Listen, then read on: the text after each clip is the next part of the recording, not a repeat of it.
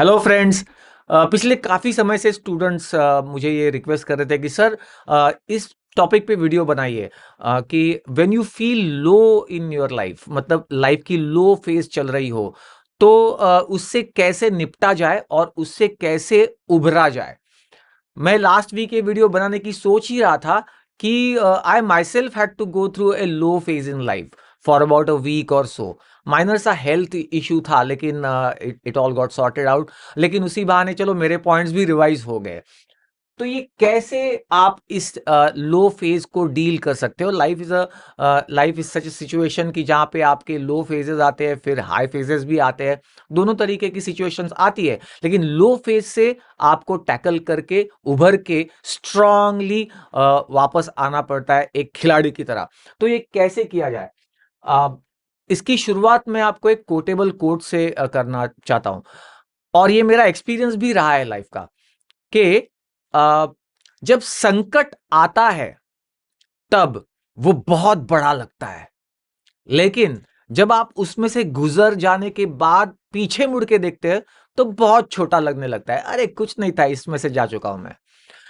Opportunity या संधि का इसका एग्जैक्टली ऑपोजिट है। संधि जब आती है तो बहुत छोटी लगती है, लगता है कि नहीं कुछ नहीं, लेकिन जब आप उससे आगे चले जाने के बाद पीछे मुड़ के देखते हो तो लगता है अरे यार बहुत बड़ी अपॉर्चुनिटी मिस हो गई। है ना? आपने भी कभी ये एक्सपीरियंस किया होगा। तो देखते हैं कि ये लो फेजेस क्यों आती है और आप इसमें से कैसे स्ट्रॉन्ग इमर्ज कर सकते हैं। सबसे पहले ये रिकॉग्नाइज करो कि इट इज क्वाइट फिजियोलॉजिकल। हाँ, ये सारा न्यूरोट्रांसमीटर्स का खेल है। न्यूरोट्रांसमीटर्स और उनका कम या ज्यादा होना, ये इसके पीछे होता है कि आप हैप्पी फील करते हो, सैड फील करते हो, लो फील करते हो, हाई फील करते हो। तो ये काफी फिजियोलॉजिकल है और हर किसी के साथ कि एट सम स्टेज ये होता रहता है। तो ऐसा नहीं कि कुछ बहुत अजीब सा हो रहा है, बहुत ही एकदम जिसको आप हैंडल ही नहीं कर सकते ऐसा हो रहा है, ऐसा नहीं है। हम हर चीज को टैकल करने के लिए हमें स्ट्रेंथ दी होती है ऑलरेडी हमारे जीन्स ने, हमारे इनहेरेंट नेचर ने। बस उसको रिकॉग्नाइज करना पड़ता है। तो सबसे पहले ये न्यूरोट्रांसमीटर्स का खेल है और ये रिकॉग्नाइज करना जरूरी है। मैंने इसके बारे में और भी वीडियोस बनाए हैं और आगे भी बनाऊंगा कि कैसे आप न्यूरोट्रांसमीटर सिंथेसिस को प्रमोट कर सकते हैं ताकि आपको वो स्ट्रॉन्गर फीलिंग जो है वो लो फेज में भी आप स्ट्रॉन्ग फील कर सके। लेकिन सबसे पहले ये रिकॉग्नाइज करना। दूसरा पॉइंट ये है कि आप अक्सर अपना आईक्यू जो है उसके लिए बोस्ट करते हैं। मैंने कई सारे ब्रिलियंट स्टूडेंट्स देखे हैं जो आईक्यू, मेरा आईक्यू 120 है, 130 है, 140 है वगैरह ऐसे ऐसे बताते हैं। कोई कोई लोग तो 160 भी बताते हैं। लेकिन क्या आपने अपना ईक्यू कभी असेस किया है, एनालाइज किया है? EQ, emotional quotient. आपने देखा होगा बहुत सारे लोगों का इमोशनल कोशंट लो होता है, यानी इमोशनली अनस्टेबल या इमोशनली वोलाटाइल कह लो हर सिचुएशन में। यानी जरा फॉर एग्जांपल बता रहा हूं कि कोई गाड़ी जस्ट आपको ओवरटेक करके आगे चली गई तो आपको गुस्सा आता है और आप उससे झगड़ा करने के लिए उतर जाते हो। I mean what's the big deal in that. लेकिन इमोशनली थोड़ा सा इंस्टेबिलिटी कुछ लोगों में होती है। तो अगर ये है तो आपको वो रिकॉग्नाइज करके उसके ऊपर काम करना पड़ेगा। आप मेडिकल कॉलेज में हो, यहाँ पे स्ट्रेसेस आते हैं, चैलेंजेस आते हैं जो आप फेस करते हो, तो ये लो फेजेस, हाई फेजेस, ये सब कुछ आएगा और इसे आपको एक इनर स्ट्रेंथ के साथ डील करना है। मैंने इसके ऊपर भी वीडियोस बनाए हैं कि how you can grow your neurotransmitters that give you inner strength to deal with such volatile situations. तो सबसे पहले आपका ईक्यू आपको एसेस और एनालाइज करना होगा इमोशनली। आप कैसे सिचुएशंस में फील करते हो, कैसे सिचुएशंस को डील करते हो। मेरा एक सजेशन आप सब लोगों को है। मैंने अक्सर काफी स्टूडेंट्स को देखा है जो सवाली जुमला बनना बंद कर दो। सवाली जुमला बनते हैं स्टूडेंट्स काफी सारे मेडिकल कॉलेज में। मैंने अक्सर काफी स्टूडेंट्स के बारे में ये देखा है कि सेम सेम सवाल 100 लोगों को पूछे जाते हैं। मैं पास हो जाऊंगा ना, ये मैं ठीक कर रहा हूं ना, ये मैं गलत तो नहीं कर रहा हूं ना। आज की जनरेशन में फोमो है, ये मैं मानता हूं। FOMO, fear of missing out, ये है, चलो ठीक है, कोई बात नहीं। लेकिन वही वही सवाल आप हर किसी को पूछे जा रहे हो। मैं ये बुक पढ़ू ना, 10 लोगों, अरे उसने ये कहा, वो बोलता है कि ऐसा मत कर, वैसा मत कर, तो मैं क्या करूँ? इस तरीके का सवाली जुमला बनना बंद करो। आपको मतलब हर हर सवाल आप 10-10 लोगों को पूछे जा रहे हो, उनकी ओपिनियन, उनकी राय लिए जा रहे हो, मैं सही हूँ कि नहीं इसके बारे में सेल्फ डाउट्स लिए जा रहे हो, ये बनना बंद करो। 10 लोगों को वही-वही सवाल पूछो नहीं। आपको वो स्टोरी पता होगी, थोड़ा-सा हम डिस्ट्रैक्ट कर रहे हैं लेकिन ये स्टोरी अच्छी है। एक बंदा जा रहा था बोट में, और वो बोट बिगिंस टू कैप्साइज, मतलब वो बोट नाव डूबने लगती है, और उन्होंने एक भगवान का पुकारा किया कि हे भगवान मुझे बचा ले, आके बचा ले करके।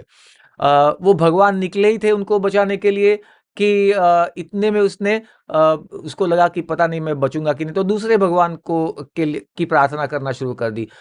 तो पहले वाले जो थे, जो निकले ही थे उनको उसको बचाने के लिए, उन्होंने कहा ठीक है, उनको बुला रहे हैं तो फिर वो जाके बचा लेंगे। और फिर वो दूसरे भगवान जी, उन्होंने सुनी प्रार्थना, और वो निकले ही थे, इतने में इसने और फिर से एक बार तीसरे भगवान की आराधना करना शुरू कर दी, "हे भगवान मुझे बचा ले।" तो ये दूसरे जो थे भगवान, उन्होंने कहा कि अच्छा तो वो जा रहे हैं तो फिर ठीक है, मैं नहीं जाता। ये एक स्टोरी है ऑफ कोर्स, लेकिन मॉरल ऑफ द स्टोरी ये है कि आप मतलब एक ही भगवान चुनो। एक तो सबसे पहली बात, इन द सेंस कि एक गाइड, एक मेंटोर चुन लो और उसी को फॉलो करो। सारे आपके जो सवाल है वो बस उसी से पूछो और उसी का कहा हुआ फॉलो करो। बाकी किसी को बार बार जाके सवाल पूछने की जरूरत नहीं है। तो सवाली जुमला बनना बंद कर दो। एंड दूसरी बात है कि find the strength with in, मतलब जब आप बाहर एक्सट्रोवर्ट होके 10 लोगों को पूछे जाते हो कि ये ठीक है कि नहीं, मैं ऐसा करूं कि नहीं, वैसा करूं कि नहीं, क्या मैं सही जा रहा हूं कि नहीं, उससे अच्छा है कि आप इनवर्ड देख के, इनवर्ड इनर स्ट्रेंथ को नर्चर करने की कोशिश करो। इस पॉइंट के बाद सबसे पहला पॉइंट ये जानो कि you are not alone in this. मुझे कई बार स्टूडेंट्स पूछते हैं कि सर हम पास होंगे कि नहीं, कैसा होगा हमारे साथ, बहुत स्ट्रेस फील हो रहा है और बहुत डर लग रहा है। तो एक बात हमेशा याद किया करो या याद रखो कि almost 1.5 lakh students every year they take admission into medical, Indian medical colleges, और लगभग उतने ही फॉरेन मेडिकल ग्रेजुएट्स, मतलब एफएमजी के स्टूडेंट्स भी होते हैं। फर्स्ट ईयर में इतने सारे स्टूडेंट्स एडमिशन लेते हैं, और उसमें से more than 85% students first year को आसानी से पास कर जाते हैं। आसानी से के लिए एफर्ट लेके, मतलब, लेकिन पास हो जाते हैं, अच्छे मार्क्स लाके पास हो जाते हैं। 1.5 लाख स्टूडेंट्स में से 85% स्टूडेंट्स, और वो आपके ही इंटेलिजेंस लेवल के स्टूडेंट्स होते हैं। तो you are not alone in this कि ये क्या है, मुझे पहले एग्जाम में कम मार्क्स आए, या मेरा वर्नाकुलर मीडियम है, मैं कैसे एडजस्ट करूंगा। ये सारी चीजें जिनमें से आप गुजर रहे हो, आप पहले नहीं हो, आप अकेले नहीं हो। इतना समझ लोगे तो भी आपकी इनर स्ट्रेंथ बढ़ेगी और इमोशनल थोड़ी सी स्टेबिलिटी आ जाएगी। उसके बाद create some strong emotional bonds. इस वक्त मेडिकल कॉलेज में जब आपका फर्स्ट ईयर चल रहा हो, तो आपको स्ट्रॉन्ग इमोशनल बॉन्डिंग की जरूरत होती है। ये कैसे बॉन्ड्स बना सकते हो? Parents, most obvious choice for emotional bonds is the parents. आपका पहले से ही उनका इमोशनल बॉन्डिंग अच्छा होता ही है, और इसलिए उस बॉन्ड को और स्ट्रेंथन करो। आपकी चीजें उनके साथ शेयर करो, आपको क्या फील हो रहा है, स्ट्रेस है, चैलेंजेस है, कंपटीशन फेस कर रहे हो, ये सब उनके साथ शेयर कर सकते हो। या सिबलिंग्स, आपके सिबलिंग्स होते हैं, they are your best friends. At least ऐसा होता तो है सब फैमिलीज में। तो अगर सिबलिंग्स है तो उनके साथ आप बातें शेयर कर सकते हो। अगर आप हॉस्टलाइट हो तो फोन किया करो रेगुलरली सिबलिंग्स को, उनको बताओ क्या चल रहा है हॉस्टल में। उसके अलावा फ्रेंड्स, फ्रेंड सर्कल आपका अच्छा हो, जो जिससे एक दूसरे को वो इमोशनल स्ट्रेंथ मिल सके, एक बॉन्डिंग क्रिएट हो सके। स्पेशल फ्रेंड्स, स्पेशल फ्रेंड्स से मेरा मतलब यही है कि हमारे तो 10 फ्रेंड्स होते हैं, लेकिन एक कोई स्पेशल फ्रेंड होता है जिससे आप सब कुछ शेयर कर सकते हो, दिल की बातें। तो ये ऐसा स्पेशल फ्रेंड, इसके साथ भी आपका एक इमोशनल बॉन्ड एक स्ट्रांग हो जाता है और आपको एक इमोशनल स्टेबिलिटी मिलती है। मेंटोर, मेंटोर होना जरूरी है इस वक्त। सीनियर भी मेंटोर हो सकता है, लेकिन सीनियर अपनी अपनी बातों में उलझा हुआ रहता है, तो इसलिए वो आपको वक्त दे पाएगा हर वक्त, ये पॉसिबल नहीं होगा। टीचर्स भी मेंटोर हो सकते हैं। काफी सारे कॉलेजेस में मेंटोरशिप के प्रोग्राम्स ही होते हैं, तो सीनियर टीचर्स या सिबलिंग्स ये आपके मेंटोर हो सकते हैं। उसके अलावा मैंने देखा है कि आइकॉन्स या आइडॉल्स, ये भी, इनके साथ भी कई सारे लोगों के इमोशनल बॉन्डिंग्स होते हैं। ऑन स्क्रीन होता है आइकॉन, कोई हीरो ही सही, बॉलीवुड का हीरो, या फिर कोई क्रिकेट प्लेयर हो सकता है, या कोई पॉलिटिशियन भी हो सकता है, जिससे इंस्पिरेशन मिले और एक इंस्पायरिंग फिगर जिसके साथ आपका ये बॉन्ड हो। तो आप बीच बीच में you can turn to that figure and create an emotional bond with that figure, although वो आपके सामने नहीं रहता हर वक्त 24 घंटे, या आपके आसपास नहीं रहता, लेकिन फिर भी उसके साथ इमोशनल बॉन्डिंग बन सकती है। और finally of course God almighty, या काफी सारे लोग स्पिरिचुअलिटी में होते हैं, इससे भी आपकी एक इमोशनल स्टेबिलिटी बन जाती है।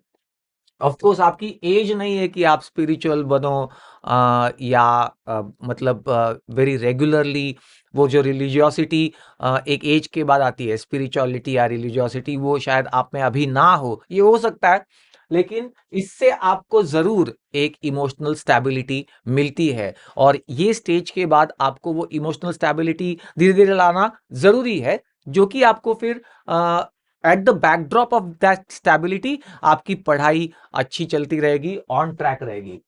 Now come to the main part of the video, how to overcome the low phase. मैं मेरे कुछ नुस्खे बताऊंगा आपको जो मैंने फॉलो किए, मैंने ट्राई किए, और हमेशा मैं सक्सेसफुल रहा लो फेज से निकल जाने के लिए और स्ट्रॉन्गर इमर्ज करने के लिए। एक तो टॉक, वेंट आउट, जिसको कहते हैं ना, वेंट आउट करो, चीजों को अंदर ही अंदर दबा के रखना, इससे बेटर है कि आप थोड़ा वेंट आउट दो, बात करो लोगों से। अभी again, don't mix the issues, okay.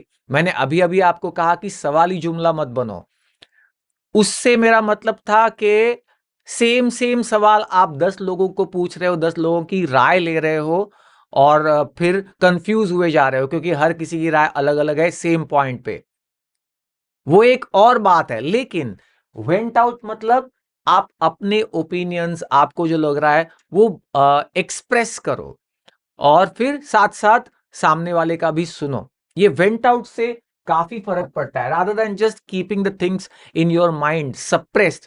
थोड़ा थोड़ा बात करते रहना, वेंट आउट करना is always a good idea to make yourself stronger, emotionally stronger.